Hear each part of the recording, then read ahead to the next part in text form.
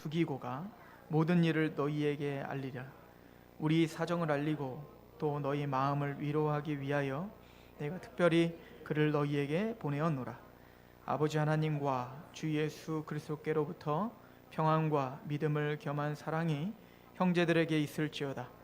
우리 주 예수 그리스도를 변함없이 사랑하는 모든 자에게 은혜가 있을지어다. 아멘. 우리 잠시 기도하겠습니다. 하나님과 그리스도로부터 나오는 평안과 믿음을 겸한 사랑, 또 그 하나님의 은혜가 이 교회와 또 모든 성도들을, 또 우리의 생각을 붙잡아 주실 줄로 믿습니다. 이 시간 선포하는 그 입술을 주장하여 주시고 듣는 하나님 백성들의 마음을 만져주시옵소서. 성령님의 조명하심이 이 시간 있게 하옵소서. 예수님의 이름으로 감사하며 기도합니다. 아멘. 이번 주에는 좋은 소식을 들었어요. 우리 교회가 후원하는 교회가 한 교회가 있어요. 천안에 함께하는 교회인데요. 우리 그 김상규 목사님 만나뵌 적 있죠? 이렇게 자주 오시잖아요. 그 교회가 배가 부흥을 했다고 연락이 왔습니다. 그러니까 한 가정밖에 없었는데 한 가정이 들어갔어요. 그리고 또 하나 연락을 받았는데 우리 교회를 떠난 김현미 집사님이 계시죠? 한 5년이 넘게 이렇게 성경 공부를 잘 하고 또 누구보다 우리 상록교회 정신을 잘 알고 있는 집사님이 천안에 가서 교회를 구하려고 굉장히 애를 쓰고 또 여러 교회를 다녔던 것 같습니다. 근데 말씀이 안 맞아서, 그러니까 목사님들이 말씀을 안 전하고 자꾸 딴 얘기한대요.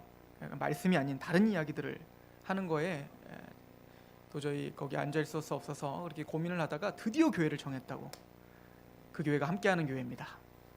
우리 교회가 후원하는 교회. 그래서 아마 수련회 때도 연합 수련회가 될 겁니다. 그 함께하는 교회와. 근데 제가 그걸 보면서 참 많은 걸 느끼고 또 우리 성도들한테 배운다라는 것을 깨달았어요. 사실은 집사님께서 저에게 교회를 소개시켜 달라고 할 때 우리 교회가 한 1년이 넘게 후원한 교회입니다. 그죠? 성도가 하나도 없다가 올해 성도가 들어왔어요. 그리고 김효미 집사님을 통해서 2가정이 된 겁니다. 배가 부흥한 거죠. 근데 저는 우리 성도를 천안으로 보내면서 그 교회를 추천을 하지 않았습니다. 제가 추천을 하지 않았다는 거예요. 우리 교회가 후원하는 교회인데, 우리와 똑같은 말씀을 들고 있는 교회라고 하는 교회인데, 그 이유는 모르겠어요. 고생할 것 같아서.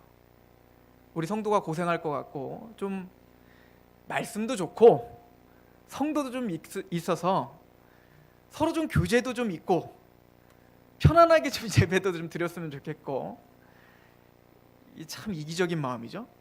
그 교회를 부흥하기를 원하면서도 저는 막상 우리 교인을 보낼 때 그 교회를 추천하지 않았다는 거죠. 그 집사님이 저에게 와서 이제 전화를 계속 이제 통화를 하면서 그 교회를 정했다라고 할 때 제가 그 얘기를 했습니다. 제 친구 목사라고 해서 가지는 마십시오. 가셨다가 혹시 아니면 나오셔도 됩니다. 네, 김혜미 집사님이 그 얘기를 하시더라고요. 말씀을 들었는데 말씀밖엔 얘기 안 하시더라. 말씀에 감동이 있었다. 그래서 저는 그곳에서 정착하겠습니다.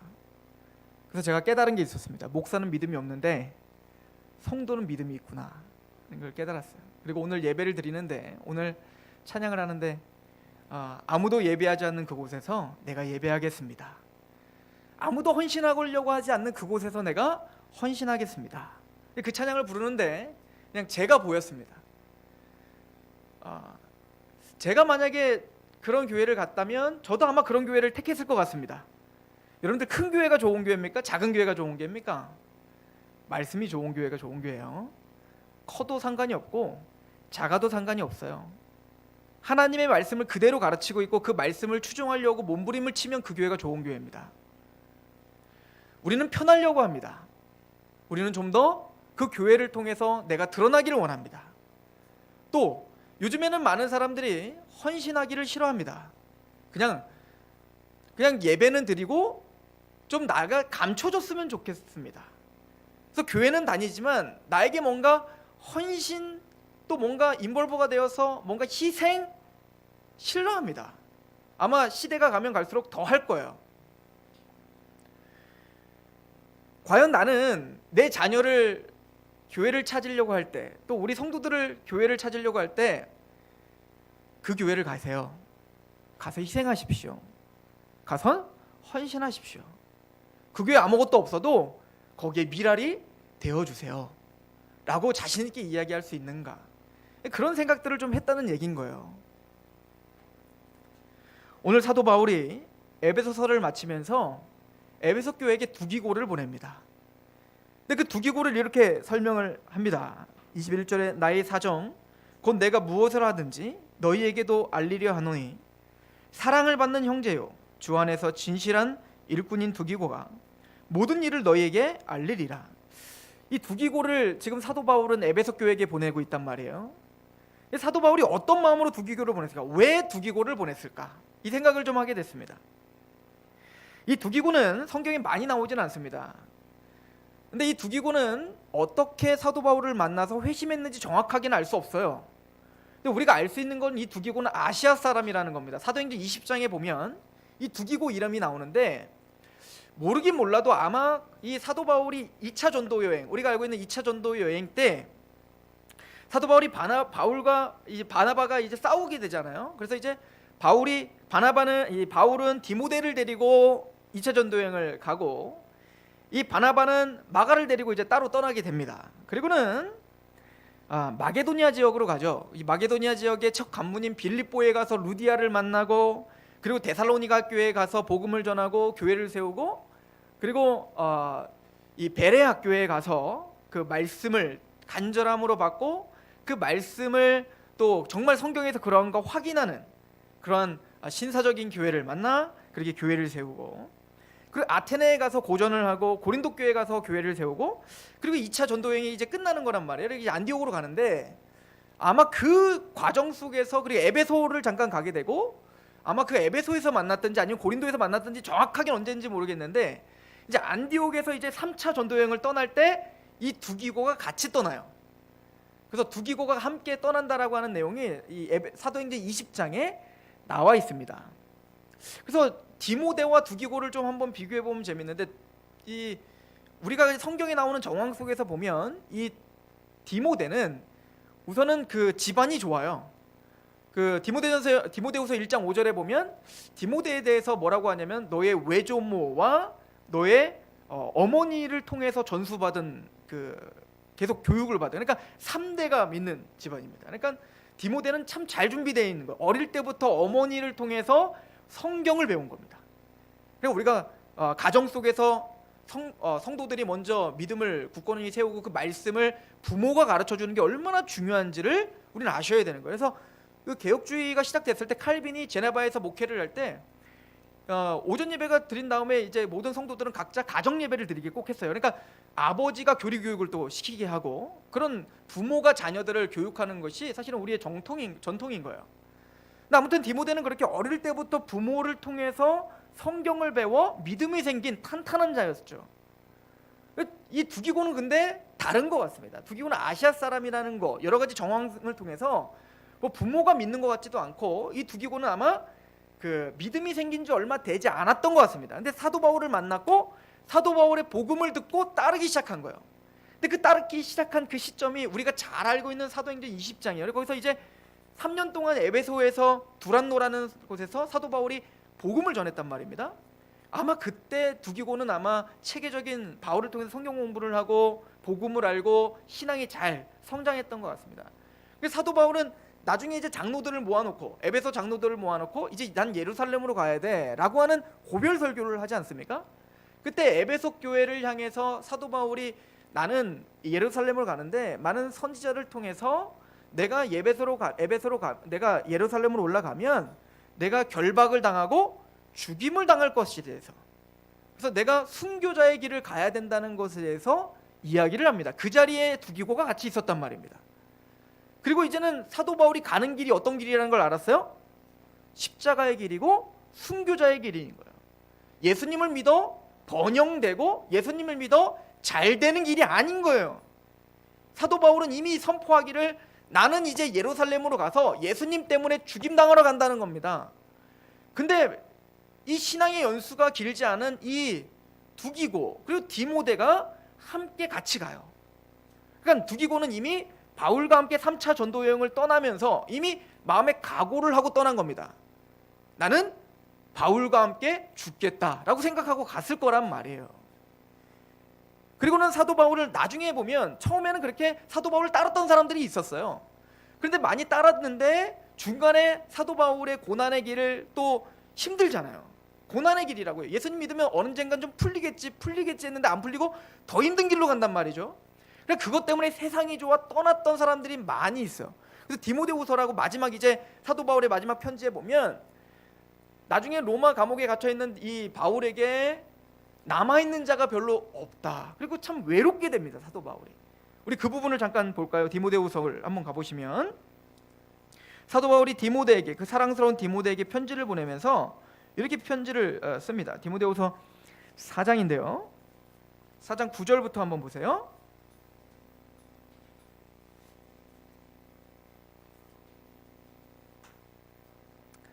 너는 어서 속히 내게로 오라.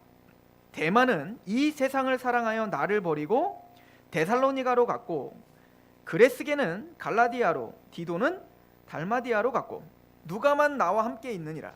내가 올 때 마가를 데리고 오라. 그가 나의 일에 유익하니라. 그리고 12절에 두기고가 나오죠. 두기고는 에베소로 보내었노라. 그러니까 에베소 교회에게 편지를 보내면서 뭐라고 했죠? 내가 두기고를 너에게 보낼게 라고 하니까 그 이후에 쓴 거죠, 디모데후서는. 그러니까 두기고는 지금 사도 바울의 손과 발이 되어서 에베소로 간 겁니다. 그러니까 사도 바울과 끝까지 함께 간 거예요. 근데 보니까 사도 바울을 많이 따랐던 사람들이 있었는데 계속 죽음 앞에 서니까 여기 아주 중요한 이름이 하나 나오죠. 10절에 데마라는 사람이 나옵니다. 그 데마는 어떻게 하죠? 이 세상을 사랑하여 바울을 버리고 데살로니가로 도망갔다는 거예요. 그러니까 사실은 데마가 나왔지만 데마뿐만 아니라 수많은 사람들이 사도 바울을 따르다가 도망간 것 같습니다. 꼭 예수님을 따랐던 모든 무리들이 예수님을 따라다녔더니 재밌거든요. 예수님을 따라다니면 떡이 나오고 물고기를 먹고 그리고 여러 가지 기적을 체험하고 뭔가 능력이 나타나는 거예요. 그러니까 제자들조차 예수님을 따라다니면 뭔가 내 마음에 들지 않는 사람들 그냥 하나님 예수님의 그 능력을 빌어서 하늘에서 불이 확 떨어지게 해갖고 그냥 확 다 죽여버리죠 라고 했던 야고보와 요한 사도처럼 그렇게 예수님을 힘을 빌어 뭔가 이 세상에서 번영과 이 세상의 어떤 힘과 나를 증명하는 일에 사용하려고 했던 많은 무리들이 있었단 말이에요. 근데 예수님이 오병이어 기적 사건 이후에 예수님이 요한복음 6장에 보면 그 오병이어 기적을 통해서 내가 바로 너희의 생명의 양식이고 나는 십자가를 짊어져야 되고 내가 찢어져야 되고 나의 죽음으로 말미암아 너희가 영원한 생명을 얻을 거야. 그리고 너희는 나를 따르려고 해서 자기 십자가를 지고 따라야 돼 라고 하는 그 커다란 십자가의 메시지를 전했더니 다 떠나죠. 모두를 떠나요. 누구도 떠나죠? 제자들조차 예수님의 십자가를 보고 도망갑니다. 꼭 그런 것처럼 나는 복음이 있노라 라고 이야기하면서 그렇게 겉은 믿음인 척하고 살았지만 정작 고난과 그 환난 앞에 세상이 좋아 도망가더라는 거죠. 그런데 두기고는 끝까지 사도 바울과 함께 변함없이 그 복음 앞에 서 있는 자였다는 거예요. 그리고는 사도 바울이 왜 두기고를 보냈을까? 왜 보냈을까요? 에베소 교회에게 지금 자신의 생각, 자신의 사정, 단순히 지금 사도 바울이 어려워요. 사도 바울 진짜 힘들어가지고요. 지금 죽을 것 같아요. 좀 먹을 것 좀 주세요. 돈 좀 주세요. 사도 바울은 지금 그거 원하지 않잖아요. 사도 바울이 진짜 원하는 게 뭔지, 사도 바울이 지금 바라보고 있는 게 무엇인지, 사도 바울의 심정, 사도 바울의 진짜 사정, 사도 바울이 정말 에베소 교회에게 원하는 거, 그것을 정말 잘 이해하고 있는 사람이 누구라고 믿었던 거예요? 투기고라고 믿었던 겁니다. 그러니까 괜히 에베소가 갖고 헛소리하지 않고 사도 바울의 말을 그대로 전달할 수 있는 사람이라고 누구를 생각했던 거예요? 두기고라고 생각했던 겁니다. 그게 어찌 보면 설교자인 저에게는 숙제인 거죠. 사도 바울의 이야기와 예수님의 이야기를 내가 갖고 싶은, 내가 만족하고 싶은, 또 여러분들이 갖고 싶은, 여러분들이 만족하게 하는, 여러분들을 즐거웠게 하는 그 이야기를 하는 게 아니라 두기고처럼 바울의 심정을 그대로 드러내주고 하나님의 심정을 그대로 드러내주고 예수님의 심정을 그대로 드러내줄 수 있는 것이 설교자의 숙제인 거예요. 이건 설교자의 숙제일 뿐만 아니라 바로 우리의 숙제인 겁니다. 우리가 정말 두기고 같은 사람들인가? 하나님이 정말 우리를 맡길 수 있는가? 내가 원하는 하나님이 아니라, 내가 만든 하나님이 아니라 말씀에서 말하는 하나님, 성경에서 말하는 하나님을 그대로 드러내줄 수 있어서 어디든지 마음껏 보낼 수 있는 사람인가? 저는 요번에 그 집사님을 보면서 오늘 찬양하는데 여러분들이 보였어요. 아, 여러분들이 정말 그런 사람이겠구나. 또 우리가 그런 사람이겠구나. 여러분들도 다른 지역으로 가실 때 그렇게 교회 찾으실 거잖아요. 그죠? 여러분들도 내가 아무도 헌신하지 않는 곳이지만, 아무도 예배하지 않는 곳이지만 그곳에 정말 말씀이 있다면, 또 그곳에 정말 하나님의 그 말씀이 그대로만 드러날 수 있다면 그곳에서 예배하고 그곳에서 헌신하실 생각이 있으시죠? 우린 그렇게 다짐하셔야 됩니다. 우린 그렇게 준비하셔야 됩니다. 큰 교회건 작은 교회건. 사도 바울은 두기고를 믿었던 겁니다. 두기고가 가서 자신의 심정, 더 나아가서 예수님의 심정으로 자신의 사정을 이야기해 줄 거라고 믿었어요.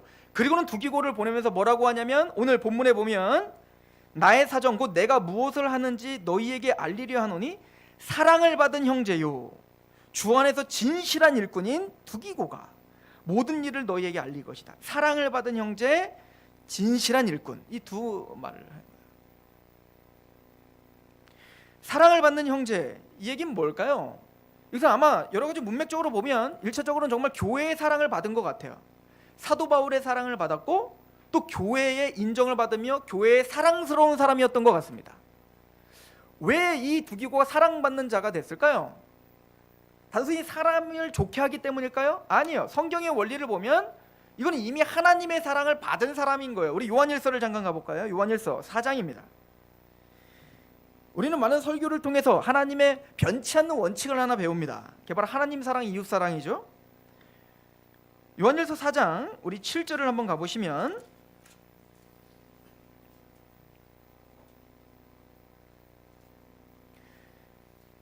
(7절부터) (11절입니다) 사랑하는 자들아 우리가 서로 사랑하자. 사랑은 하나님께 속한 것이니 사랑하는 자마다 하나님으로부터 나서 하나님을 알고 사랑하지 아니하는 자는 하나님을 알지 못하나니 이는 하나님은 사랑이심이라. 하나님의 사랑이 우리에게 이렇게 나타난 바 되었으니 하나님이 자기의 독생자를 세상에 보내심은 그로 말미암아 우리를 살리려 하심이라. 사랑은 여기 있으니 우리가 하나님을 사랑한 것이 아니요 하나님이 우리를 사랑하사 우리를 죄를 속하기 위하여 화목제물로 그 아들을 보내셨음이니라. 사랑하는 자들아 하나님이 이와 같이 우리를 사랑하셨은즉 우리도 서로 사랑하는 것이 마땅하도다. 저는 믿습니다. 두기고는 하나님의 사랑을 제대로 알았던 사람입니다. 바울과 에베소서에 만났던 고린도 교회에서 만났던 여하튼 복음을 통해서 하나님의 사랑이 뭔지를 알게 됐을 거란 말입니다. 나중에 이제 사도 바울의 편지 끝부분에 보면 이제 사람들을 계속 이제 소개하고 또 천거하는데 그 중에 하나 오네시모라고 하는 사람도 천거해요. 골로새서에 보면 동일한 이야기를 하는데 골로새서에 보면 두기고를 천거할 뿐만 아니라 오네시모도 천거하거든요. 그 부분을 잠깐 가볼까요? 우리 골로새서 한번 가보세요. 4장입니다. 골로새서 4장. 에베소서랑 골로새서는 항상 같이 보시는 게 좋습니다. 같은 시간에 같은 시기에 썼어요. 그래서 쌍둥이 서신이라고 해요. 자, 골로새서 4장입니다. 7절부터 보면 끝 인사를 또 이렇게 마치죠. 두기고가 또 나와요. 내 사정을 다 너희에게 알려주리니 그는 사랑받는 형제요 신실한 일꾼이요 주 안에서 함께 종이 된 자라. 내가 그를 특별히 너희에게 보내는 것은 너희로 우리 사정을 알게 하고 너희의 마음을 위로하게 하려 함이라. 신실하고 사랑받는 형제. 자, 사랑받는 형제가 또 한 명 있네요. 누구죠? 오네시모입니다. 오네시모를 함께 보내노니 그는 너희에게서 온 사람이라. 그들이 여기 일을 다 너희에게 알려주나. 이 오네시모가 누굽니까? 빌레몬서의 주인공이 오네시모예요.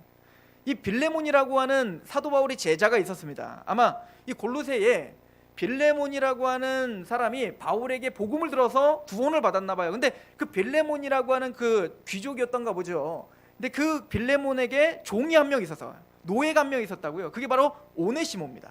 근데 그 오네시모가 빌레몬에게 해를 가하고 도망을 가다 잡힌 거예요. 그래서 사도 바울과 함께 지금 감옥에 있는 겁니다. 그럴 때 오네시모가 누구를 만났죠? 사도 바울을 만나서 구원을 경험하게 됩니다. 하나님의 사랑을 경험하게 된단 말이에요. 그래서 사도 바울이 이제 이 오네시모를 빌레몬에게 내가 보낼 거야 다시. 그러니까 빌레몬아, 너는 오네시모를 좀 다시 받아줘. 예전에는 이 오네시모가 너에게는 해를 가하고 유익하지 않았는데 이제는 하나님의 사람이기 때문에 유익한 사람이 됐다라고 천거를 한단 말이에요. 오네시모를 한번 생각해 보세요. 오네시모는 죄인으로 이제는 죽을 수도 있는 몸이에요. 게다가 주인에게 해를 가하고 도망갔단 말입니다. 노예 신분으로. 그런데 하나님을 만나, 바울을 만나 드디어 뭡니까? 자신의 죄에서 해방을 받고 새로운 사람으로 거듭났다고요. 그때 느껴지는 그 감사, 그 감격. 이제는 세상을 향한 분노와 세상을 향한 원망이 많았던 오네시모가 세상을 향한 긍휼을 품게 됐고 하나님의 사랑으로 사람들을 바라보기 시작했단 말입니다. 완전히 바뀌어졌다는 거예요. 그리고 어떻게 했어요? 예전에는 자신의 형제였던, 자신의 어떤 이웃이었던 빌레몬에게 어떻게 해요? 해를 가하는 사람이었지만 이제는 뭐예요? 빌레몬에게 유익이 되는 사람이 됐다고요. 상황이 바뀐 건 아니에요. 오네시모가 바뀐 거죠. 하나님의 복음은 그런 능력이 있다는 것입니다. 그러니까 오네시모는 이제는 자신의 어떤 처지 때문에 화가 나서 다른 사람을 해를 가는 사람이었다면 이제는 복음 때문에 나 같은 사람을 용서해 주신 하나님의 은혜를 알아 그 사랑에 감격하여 그 사랑의 눈으로 형제들을 바라보는 사람이 됐다는 겁니다. 그래서 사도 바울은 마음껏 누구에게 다시 보낼 수 있어요? 빌레몬에게 보낼 수 있는 사람이 오네시모인 거예요. 그래서 골로새에게 내가 너에게 보낼 테니 그는 사랑받는 형제다. 투기고도 마찬가지인 거예요. 우리도 마찬가지인 거예요. 구원을 받아 하나님의 사랑을 아는 사람은 먼저 교회 안에 사랑스러워지는 것입니다. 서로를 위해 희생하고 서로를 위해 뭡니까? 하나님의 사랑을 우리를 통해서 발현해 나가는 거예요. 이게 구원받은 사람인 거예요. 이게 진실된 종인 겁니다. 하나님의 사랑을 이야기하는데 만나기가 껄끄러워. 그럼 뭔가 문제가 있는 겁니다. 하나님의 사랑과 복음을 막 자랑하는데 전혀 이 사람을 만나면 뭔가 그 사랑이 느껴지질 않아요. 요한일서의 말을 빌려서 한다면 그 사람은 하나님의 사랑을 모르는 겁니다. 지금. 이 두기고는 그 십자가의 사랑 앞에 항상 서 있었던 사람이었던 거예요. 그 사랑에 감격했던 사람이었던 겁니다. 그 사랑에 강권되어 교회 안에 하나님의 사람들을 세우고 서로 희생하며 그를 위해 살았던 사람인 거예요. 이게 바로 두기고의 모습이었습니다. 그리고 오늘 본문을 다시 한번 가보시면 이렇게 이야기를 합니다. 에베소서 6장 22절에 우리의 사정을 알리고 또 너희 마음을 위로하기 위하여 내가 특별히 그를 너희에게 보내었노라. 아버지 하나님과 주 예수 그리스도께로부터 평안과 믿음을 겸한 사랑이 형제들에게 있을지어다. 우리 주 예수 그리스도로 변함이 없는 사랑하는 변함없이 사랑하는 모든 자에게 은혜가 있을지어다. 오늘 말씀에 사랑이 3번 나오거든요.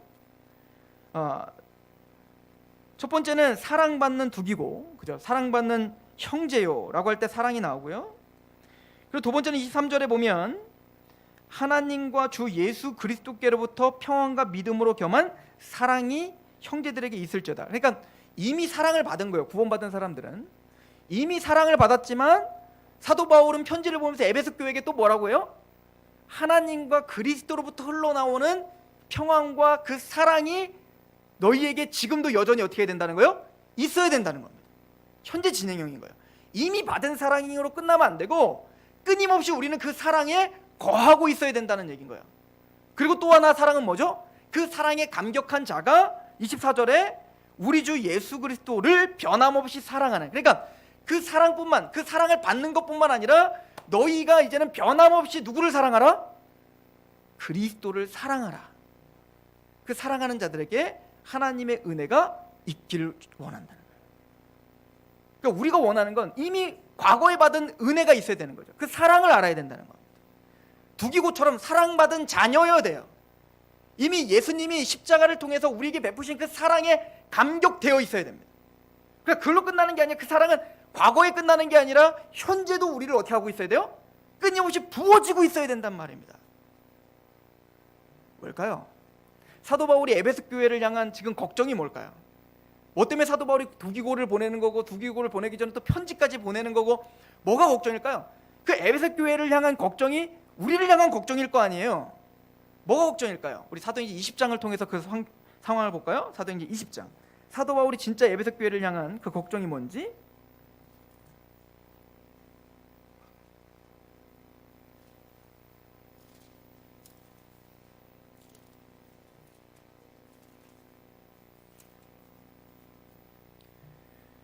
사도행전 20장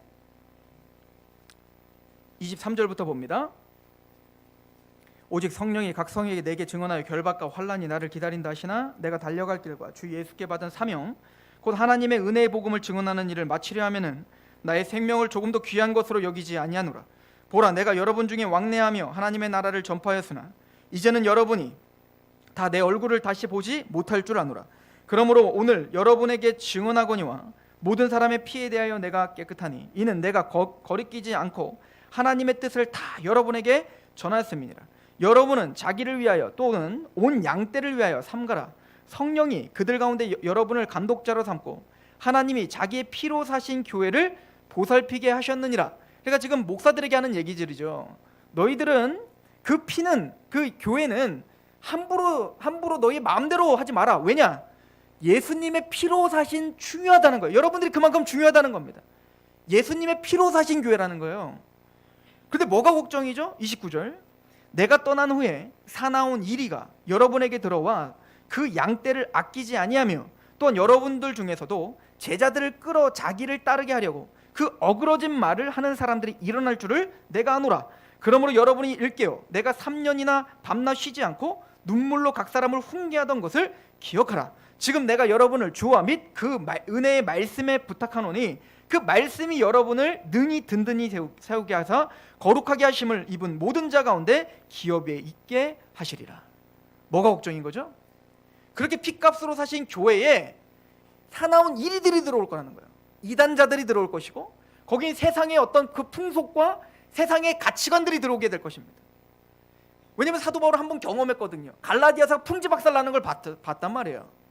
그렇게 자기 눈이라도 빼줄 것처럼 그 복음을 전했던 사도 바울을 사랑했던 그 갈라디아 교회가 그 이리들이 와서 거짓된 교리를 가르치고 또 거짓된 복음을 가르쳤을 때 쉽게 하나님의 은혜를 떠나는 걸 봤단 말입니다. 사도 바울은 에베소 교회가 그렇게 될 것이 걱정됐던 거예요. 왜냐하면 돌아와 보니 세상은 그렇게 쉽지가 않더라는 겁니다.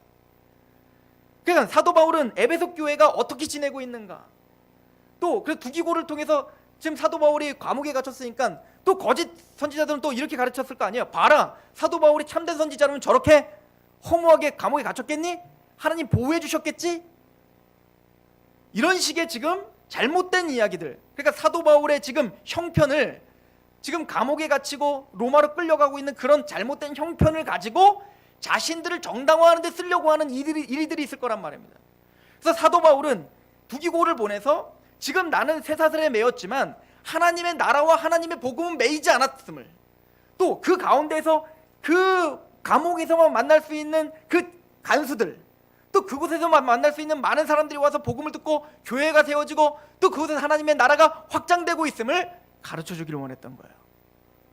사도 바울은 에베소 교회에게 두 가지를 부탁합니다. 첫 번째 뭐죠? 하나님의 은혜의 말씀에 부탁한다는 거예요.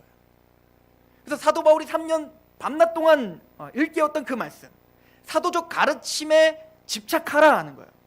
그리고 주님에게 부탁한다라고 이야기를 하죠. 사도 바울은 두기고를 보내면서 또 에베소서를 마치면서 그 교회에 대한 마지막 인사를 하고 있는 거예요. 하나님과 그리스도를 통해서 나타나는 평안, 샬롬이죠. 샬롬, 진짜 샬롬. 그러니까 그 샬롬은 사도 바울이 감옥에 갇힌다고, 그러니까 우리가 잘 된다고 해서 평안이 주어지는 게 아니에요. 우린 다 평안하고 싶죠. 근데 우리가 생각하는 평안, 우리가 생각하는 복은 잘 되는 겁니다. 그러나 사도 바울이 말하는 평안은 그런 평안이 아니에요. 어떤 상황 속에서도 흔들리지 않는 평안이에요. 내 돈이 없어져도 빼앗길 수 없는 그 평안인 겁니다. 이건 하나님과 그리스도로부터 오는 평안이라고 이야기를 하고 있습니다. 또한 사랑입니다.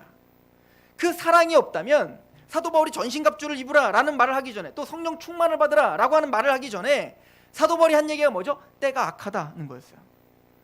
즉 그 이리가 우리를 끊임없이 그 우리의 신앙을 부셔버리게 하기 위해서, 하나님과 우리의 관계를 흐트러 버리려고 세상적인 가치관을 통해서, 또 저짓된 교리를 통해서 끊임없이 미혹할 거란 말입니다. 그리고 그 미혹에 지금 우리는 힘들어하고 있는 교회를 바라보고 있는 거예요. 그게 남교회 이야기예요? 우리 교회 이야기 아닙니까? 우린 끊임없이 어떤 상황이 벌어지면 갈등이 일어난단 말입니다. 어떤 힘든 상황이 벌어지면 하나님의 뜻이 무엇인지 알고 싶지도 않아요. 이제는 내 감정이 상해버렸으니까. 이게 시편의 고백들 아니에요? 하나님, 내가 하나님께 기도하는 것조차 힘듭니다. 이게 시편의 고백들입니다. 그런데 우리가 얼마나 연약한 사람들이냔 말이에요. 그래서 사도 바울은 마지막 축원은, 물론 이건 형식이지만 사도 바울은 그 형식에 내용을 담은 거죠. 마음을 담은 거죠. 하나님께로부터, 그리스도께로부터 오는 그 평안, 그 복음으로 주어지는 그 평안, 그 사랑 안에 거하기를 원한다. 근데 그 사랑은 그냥 사랑이 아니라 믿음이 겸한 사랑. 그 믿음이라는 말조차에는 거기는 하나님의 언약이 기록되어 있는 거예요. 믿음은 들음의 사람의 그 들음 그리스도의 말씀으로 알려는 거예요. 자신들이 3년 반 동안 3년이나 일깨웠던 그 언약, 하나님의 그 말씀, 그 말씀에 기반된 믿음이 겸한 사랑을 말하는 겁니다. 그냥 하나님 사랑해요, 열정입니다, 그냥 최선을 다합니다가 아니라 거기는 하나님의 말씀에 기반된 사랑을 말하는 겁니다. 이게 믿음에 겸한 사랑인 거예요. 명확하게 내가 뭘 믿고 있는지를 알아야 되는 거예요. 무엇이 진리인지를 알아야 된단 말입니다. 그래서 사도 바울은 에베소 교회에게 하나님의 은혜의 말씀과 그리고 주님에게 내가 너희를 부탁한다 라고 하는 겁니다. 그리고 두기고를 보내는 거예요. 왜죠? 두기고를 통해서 사도 바울의 이 심정과 그 말씀을 다시 알게 하기 위함인 거죠. 회복하게 하기 위함이죠. 사도 바울이 지금도 살아있다면, 우리에게 편지를 보냈다면 상록교회에게, 그리고 여러분들에게 뭐라고 편지를 보냈을까요? 그렇게 힘들어하고 있는 여러분들의 삶이 다 힘들잖아요. 그렇게 힘들고 낭망하고 낙심하는 우리에게 사도 바울이 무엇이라고 편지를 보냈을까요? 저는 똑같이 보낼 거라고 생각합니다. 내가 너희에게 전한 그 말씀이 너희를 붙잡아 줄 거야. 주님의 그 은혜가, 그 사랑이 너희를 붙잡아 줄 거야. 그리고 말합니다. 변함없이 그리스도를 사랑하는 자들에게 하나님의 은혜가 있을지어다.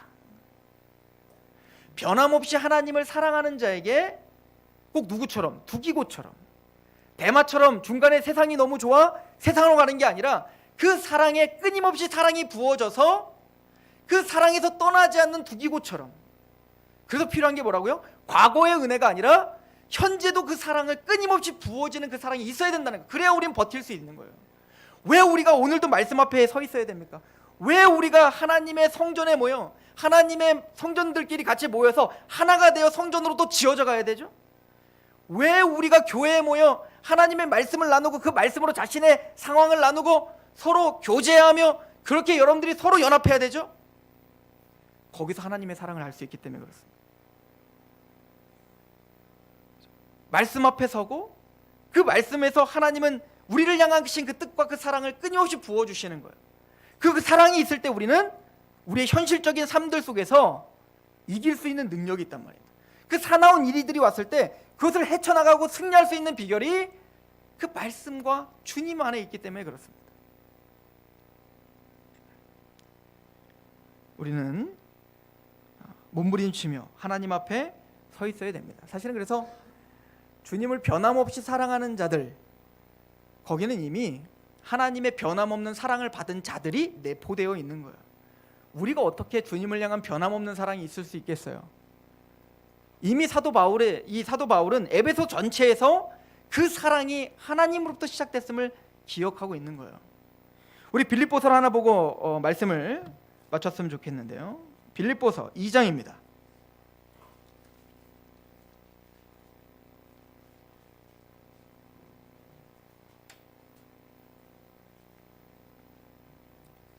빌립보서 1장 6절에는 착한 일을 시작하신 이가 예수 그리스도의 날까지 이루실 줄 확신한다. 그러니까 우리에게 믿음을 주시고 사랑을 부어주신 그 하나님께서 우리를 예수님이 재림하시는 그날까지, 구원의 완성의 그날까지 우리를 지키시고 보존하실 거라는 거죠.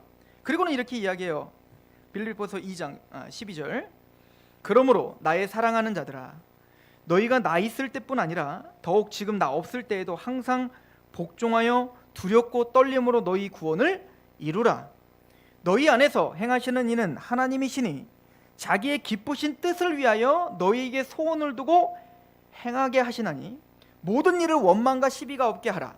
이는 너희가 흠이 없고 순전하여 어그러지고 거스리는 세대 가운데에서 하나님의 흠없는 자녀로 세상에서 그들 가운데 빛들로 나타내며 생명의 말씀을 밝혀 나의 다름질이 헛되지 아니하고 수고도 헛되지 아니하므로 그리스도의 날에 내가 자랑하는 것이 있게 하려 함이라. 여기 보면 너희의 구원을 두렵고 떨림으로 이루라 라고 합니다. 지금 이것은 이미 구원을 받지 않은 사람에게 한 얘기가 아니에요. 구원을 받은 사람에게 한 얘기예요. 그래서 뭐라고 하죠? 나의 사랑하는 자들아. 이 얘기는 뭐죠? 구원을 받은, 이미 과거에 예수님의 십자가의 은혜로 구원을 받은, 그 사랑을 받은 자녀를 말하는, 우리를 가리키는 거예요. 그럼 우리는 넋놓고 있으라는 얘기예요? 아니요. 구원을 두렵고 떨림으로 이루라 라고 이야기하죠. 지금 뭐죠? 여러분들을 부르신 목적은 영혼 구원으로 끝나는 게 아니라 영화로운 구원이라고, 예수님처럼 되게 하는 거란 말이에요. 근데 그것은 물론 하나님이 하시겠죠. 근데 우리에게 뭐라고 합니까? 우리의 책임이 있어요. 어떤 책임이죠? 두렵고 떨림으로 하나님의 말씀 앞에 끊임없이 서서 구원을 이루어야 되는 거예요. 우리가 성장해야 된단 말입니다. 근데 사도 바울은 또 확 뒤집어서 이렇게 이야기하죠. 13절에 너희 안에서 행하시는 이는 하나님이시니 자기의 기쁘신 뜻을 위하여 너희에게 소원을 두고 행하게 하신다. 근데 그 마음도 누가 주신다는 거예요? 하나님이 주시겠다는 겁니다. 우리 안에서 두렵고 떨림으로 구원을 이루려고 하는 그 마음, 사도 바울이 내 몸을 쳐 복종시켜 하나님의 말씀 앞에 서려고 하는 것, 그 마음도 누가 주시겠다? 내가 너희에게 행하겠다. 너희 안에 소원을 두고 그 기쁘신 뜻을 위하여 이루고야 말겠다. 그래서 우리는 여기 앉아 있는 겁니다. 우리가 실력이 좋아 성화되어 구원을 완성시키는 게 아니라 하나님께서 말할 수 없는 사랑을 또 우리에게 또 오늘도 부어주셔서 우리는 그렇게 몸을 쳐 복종시킬 수 있는 마음이 생긴 거라고요. 뒤를 돌아보면 변함없이 하나님을 사랑하는 자는 뒤를 돌아봤더니 누가 그 마음을 주신 거예요? 변함없이 하나님이 우리에게 사랑을 부어주시더라. 이게 사도 바울의 논지인 겁니다. 저도 사도 바울이 이야기한 것처럼 그리스도와 하나님이 주시는 그 사랑이, 여러분들을 사랑받는 자로 불러주신 그 하나님의 사랑이 끊임없이 부어지길 소망합니다. 그래서 변함없이 하나님을 사랑하는 우리에게 하나님의 은혜가 영원토록 있길 축원합니다. 기도하겠습니다. 하나님, 우리가 사도 바울의 그 마음을 담은 에베소서를 마칩니다. 성부와 성자와 성령 하나님께서 이 구원의 완성을 위해 우리를 예정하시고 우리를 위해 십자가에 죽으시며 성령님께서 오늘도 그 사랑을 부어주시고 또 부어주시고 또 부어주셔 우리를 마침내 하나님이 기쁘신 뜻, 신령한 복을 주시기 위해 오늘도 쉬지 않고 일하시는 그 은혜와 그 열심을 발견하고 감격합니다. 예, 모든 것이 하나님의 은혜며 하나님의 사랑입니다. 그 사랑이 우리 마음에 일을 하시고 악한 세대임을 깨달아 전신갑주를 취하며 빛의 자녀들처럼 담대하게 서 있게 하시옵소서. 두기고처럼 변함없이 하나님을 사랑함으로 그렇게 하나님의 은혜에 거하는 하나님의 성도들이길 원합니다. 하나님, 우리의 실력 없음을 너무나 잘 아시는 하나님, 우리의 죄악된 심성으로는 하나님을 떠나며 배반할 수밖에 없고 대마처럼 세상을 사랑할 수밖에 없는 우리의 심령을 주님께서 붙들어 주옵소서. 착한 일을 시작하신 이가 예수 그리스도의 날까지 이루실 줄 확신하는 그 언약을 믿음으로, 그 믿음에 겸한 그 십자가의 사랑이 우리를 오늘도 인도하며 완성시킬 줄로 믿습니다. 그렇게 우리의 모든 성도들을 붙잡아 주시며 모든 생각들을, 모든 의지들을 붙잡아 주옵소서. 예수님의 이름으로 감사하며 기도합니다. 아멘.